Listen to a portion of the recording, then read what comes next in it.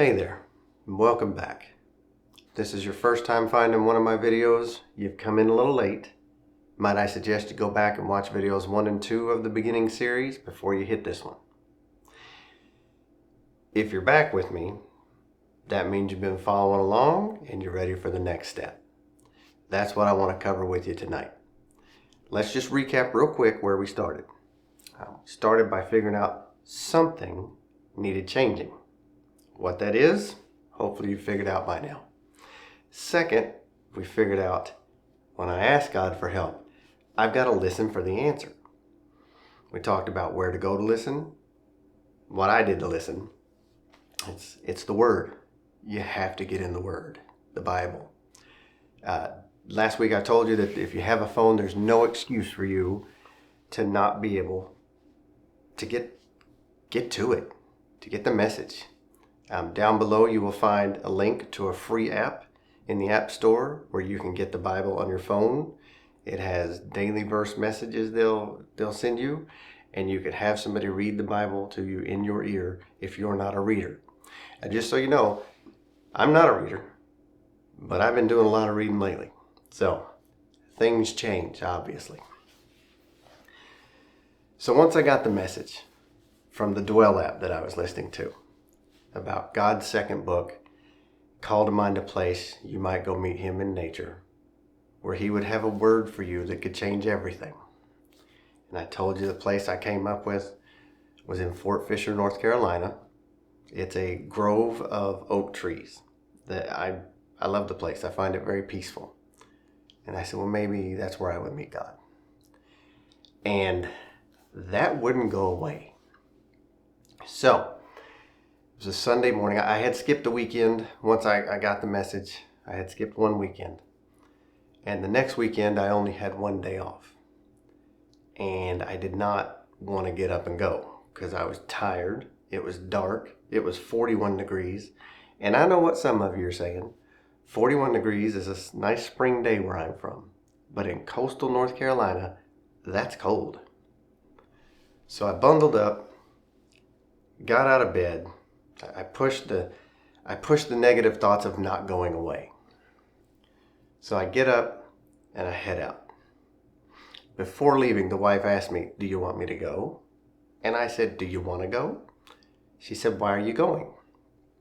I looked at her and I said, I'm going to meet God. My wife has known God for a long time. She just looked at me and smiled and she goes, you go. So I head out and I'm driving south. It's about a 12 to 15 mile drive to get there. And I've timed it to be there at sunrise because that's the message that I had received. But on the way there, I'm noticing that light is starting to break on the horizon over the ocean. And my man brain said, you're going to miss it. It was just another excuse to stop short. It was saying, pull over here, find the first pull out, get to the water. It's about the sunrise. It's not about the location. God can find you anywhere. But it's not where I was called. So I pushed that out and I kept going.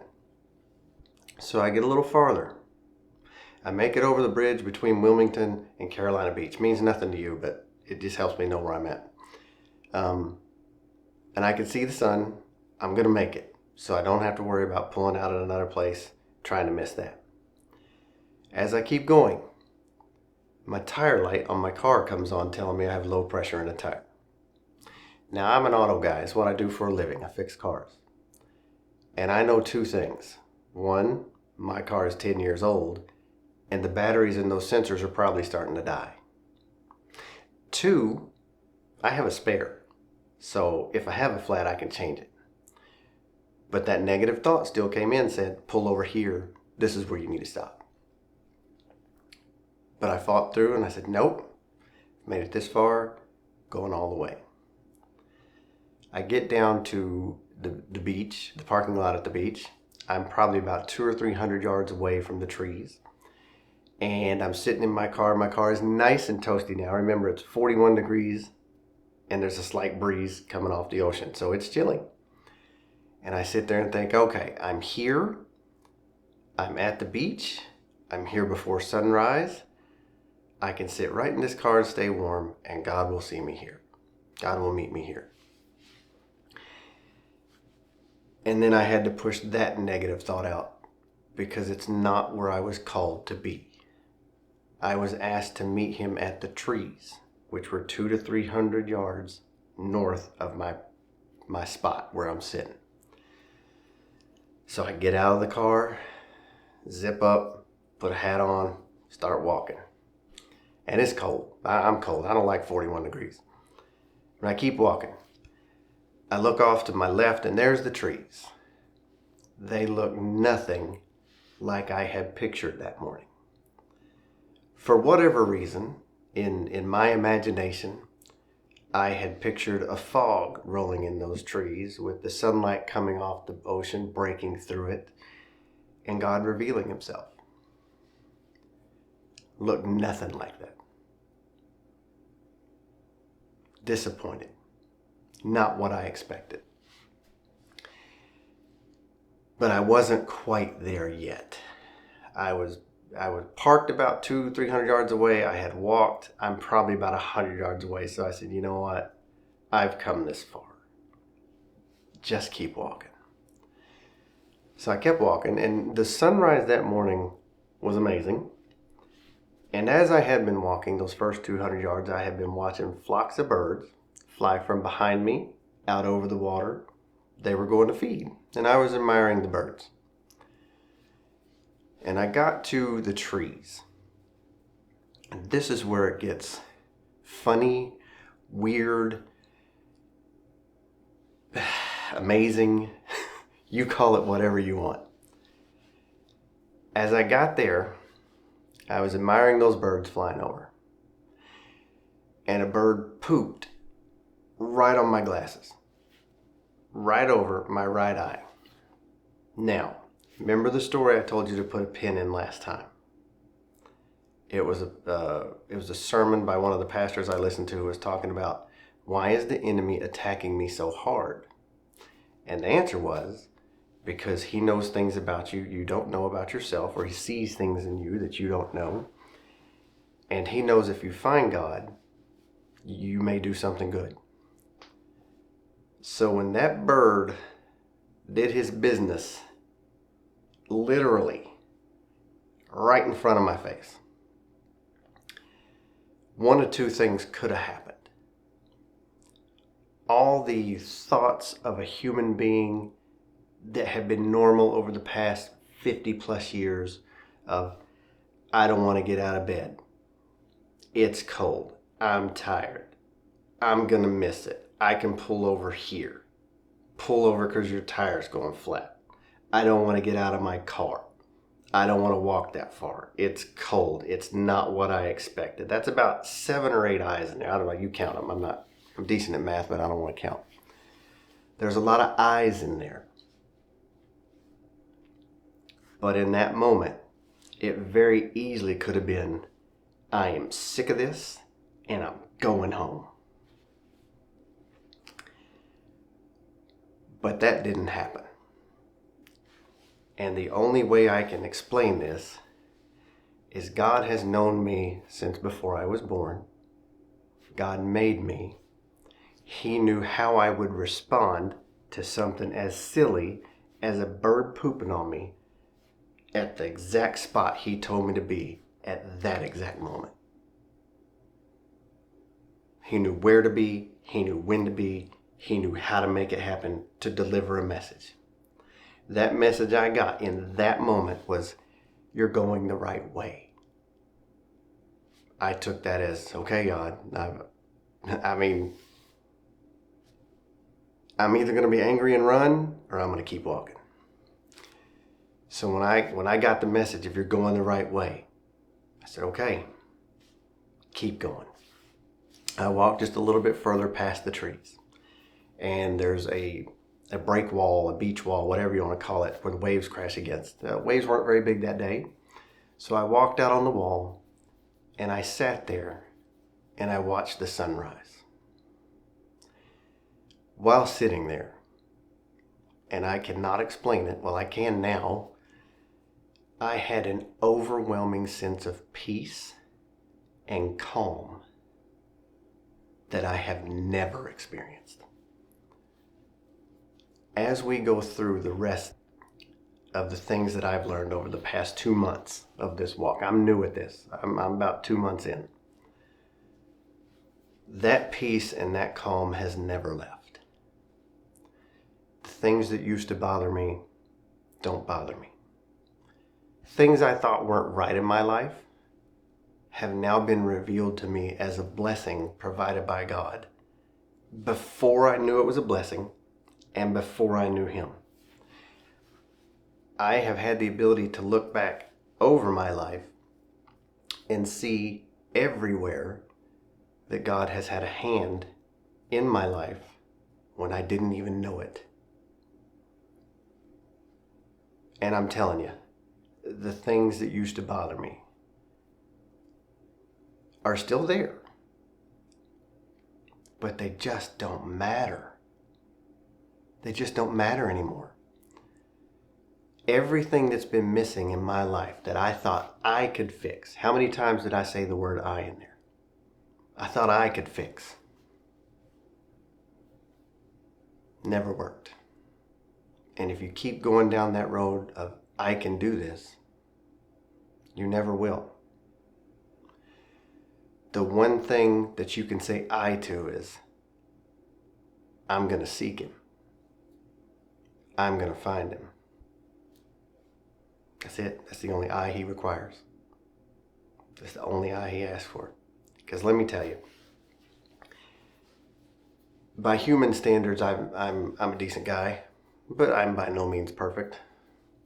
By biblical standards, none of us are perfect. But God called me as I am. And all it took for me was one morning getting past myself and meeting Him. That was it. I know you've heard that, faith the size of a mustard seed can move mountains. Something along that lines. I asked Him, and all He required of me was to show up one time. Now I know the verse I read to you says, what if He was there with the word that might change everything in you? I got the bird poop. But I'll take it. I'll take it for everything He's given me. And as I go through this journey the past 2 months, He keeps revealing Himself to me in so many different ways that I'm going to share over the next several weeks as we build this out, as we move forward. I hope that at this point you've asked and you've listened. Because all you got to do is follow the one thing He's going to ask you to do. He's going to ask you to do something. He's not just going to give it to you. But all He asked me was to go look at a beautiful sunset in a place I like being in the first place. It was just a little colder than I was used to. And look at everything I have now.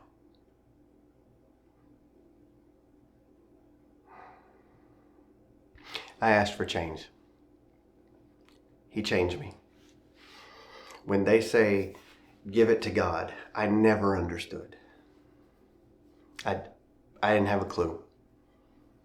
But all the things in my life, the political environment, the state of the world, the things wrong at my work, the things that all the things that were negative in my life, are they still there? Yes. Yes, I still work at the same place. I still work with and for the same people. I still live in the same place. I still make the same amount of money. The state of the world hasn't changed. The state of the political environment hasn't changed. It's all the same. But you know what? Doesn't matter. All the negativity that I was allowing to come in, He has taken care of. He has turned it around and showed me, don't worry about this, I got it. And these things right here, you thought were bad, those were a blessing you were taking for granted. Everything's changed. And if He'll do it for a schmuck like me, He'll do it for you too. I hope that this message has reached some of you, any of you, one of you. When I got the messages that day, and there's more I got that morning, it was an amazing morning that I'm going to share in some different videos as we go on. But the one thing I got, one of the things I got is you have to share. And I know everybody's going to say that, well, yeah, Christians are supposed to share their faith. But I was kind of told how to share. I had been thinking about a YouTube channel for a couple years, but I'm a jack of all trades, master of none. I can't speak intelligently on anything. But that morning, he gave me content. He gave me content, and he said, go and share. Do what you've been thinking about. Do it there. And I don't know if anybody's watching. I don't know if I have one view. But I was asked to do something, and he changed my life. So when he asked me to make this channel, who am I to say no?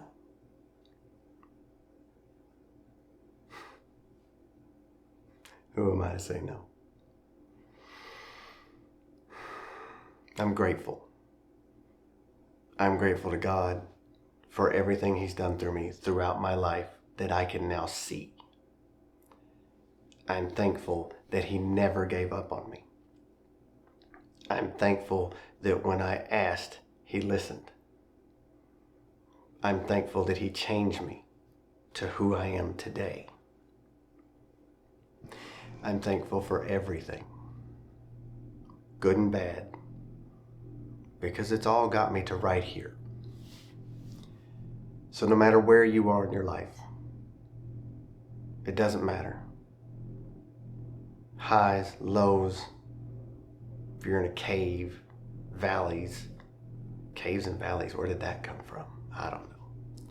Doesn't matter where you are in life. If something's missing, you should have a really good idea what it is now. You can't do it yourself. Because if you could have, you would have. If I could have, I would have. It took me all of my life to figure it out. It's not about me. It's about him. There's so much more I want to share. So keep coming back as we go on this walk together, because that's part of the message I got. Go and share. Let these people know they're just like you, but they're not alone. I'm going to close with this. I have so much I want to share over the next however long this channel goes.